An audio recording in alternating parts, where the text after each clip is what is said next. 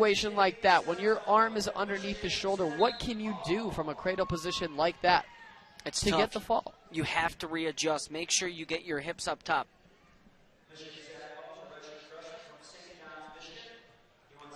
So Zach Hall and Danny Sabatello. And Sabatello in early on the swing single, gets a takedown, and now we see Sabatello locking up the cradle. And this is going to take a lot of energy out of both guys. Not only Sabatello on his forearms for keeping that grip, but also Zach Hall trying to stay as big as he can, keep that knee away from his head. But as I was mentioning, really big duels this weekend for North Carolina State, and that's going to dictate who comes here to Cliff Keen Arena for the national duels. We could potentially see Lehigh. We could potentially see North Carolina State, maybe Virginia Tech. It all depends. You know what, though? Michigan is off to a great start. Usually they win matches with that three-person gauntlet at the end, starting with the Dominator, Abonator. And you know what? They're off to a great start. 2 major decisions in 25 and 33, which we haven't seen much of so far in dual meet competition this season. And this place is going to be rocking next Sunday. Oh, I look forward to that dual meet. It's going to be great. Whoever it is, which I suspect it's going to be Missouri, but whoever it is, it will be electric. And we see an unfamiliar face here on bottom. Zach Hall filling in for George Fisher at 141 pounds. And nothing doing here is Sabatello. Has the cradle locked up, so I don't blame him for sitting there. But Zach Hall has to continue to wrestle down there. You cannot look at the ref and wave your hands wondering when he's going to call stalemate. You have to work to break the hands and get off the bottom.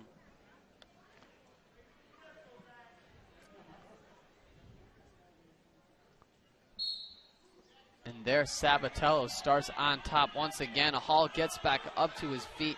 And we saw Hall before the dual meet warming up hard. He does not want to disappoint.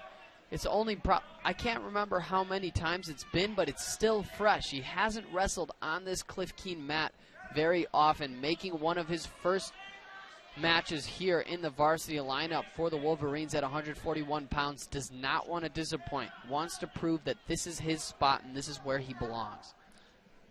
So now the question becomes, for this coaching staff, where do you throw Zach Hall either starting the second or the third period? Because Sabatello came out and he got a quick takedown, and that's showing in the 2 minutes and 25 seconds of riding time. He's going to be upwards of 2:45 on the riding time clock.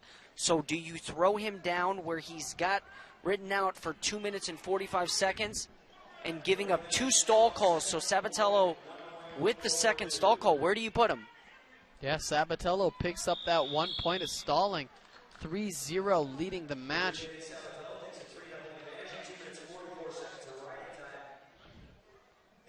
And he chooses neutral. Zach Hall, the redshirt freshman, as we mentioned, 4-3 on the season. Still a younger wrestler, undecided on his major so far in his college career. Starts the second period on the feet. See if he can get to his offense here. And he's not discouraged. You can tell that because he's pushing the pace here. 3-0 is not that big of a lead for Sabatello, where Zach Hall couldn't come back. So pushing the pace for Zach Hall is going to be key here, and he's in deep on Sabatello's left leg on a high crotch. And Sabatello trying to stuff that head to the middle. And now a crackdown situation for Zach Hall. And this is trouble for Zach Hall. In deep on a shot, sprawled out, hips on the mat. Sabatello controlling the hips of Zach Hall, and he's doing a good job of getting his hips back on top. But Sabatello looks to hook that leg and gets the 2 for the takedown.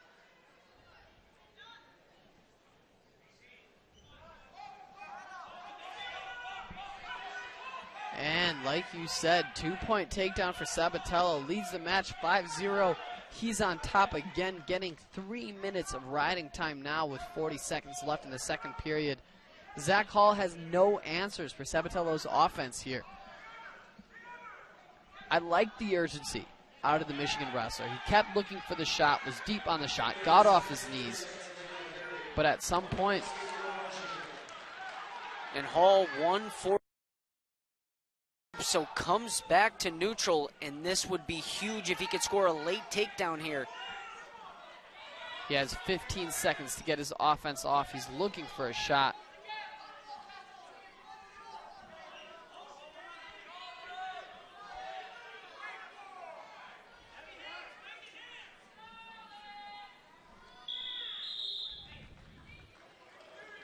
A little bit of extra pushing at the end of the period between Danny Sabatello, the redshirt senior, 13-12 on the year. He's a Law and Societies major, starting in the bottom position here in Cliff Keene. Zach Hall with the optional start. It's going to let him up. Sabatello scoots away, gets the 1-point escape. He leads the match 6-1. Zach Hall in on a shot. What does he have to do here to finish off this takedown? It's going to be pretty difficult. I'm expecting a stalemate. You see that right arm, or excuse me, the left arm of Zach Hall was trapped, pinched near his hip, and there's nothing you can do. That's just a situation you get caught in. And Hall looks frustrated here. You can see after they broke, he was shaking his head no. A little bit of extra pushing at the end of the second period, also getting into his head a little bit. The redshirt senior, clearly the veteran in this situation, knowing how to get into the younger wrestler's head. Leads the match early on, rides hard on top, taking him out of the match before it's even over. And Sabatello he's a top-tier wrestler. Last season went on a 16-match dual-win streak, and that just shows. In the Big Ten, that usually doesn't happen. So if you're able to get 16 straight wins in dual meets, you're doing something right. So could we see our third major of the night in 3 weight classes? Zach Hall's going to have to get back up to his feet, and that's what you ask of a young wrestler like Zach Hall. Hasn't wrestled much, as we saw on his scorecard. He needs to get back up to his feet and prevent bonus points here. He has 45 seconds to do so. And I'm guessing a stall call is going to be coming. And there you have the third stall call on Zach Hall. And there he goes. Now he's down by 9 points with that extra 4 minutes of riding time on the clock.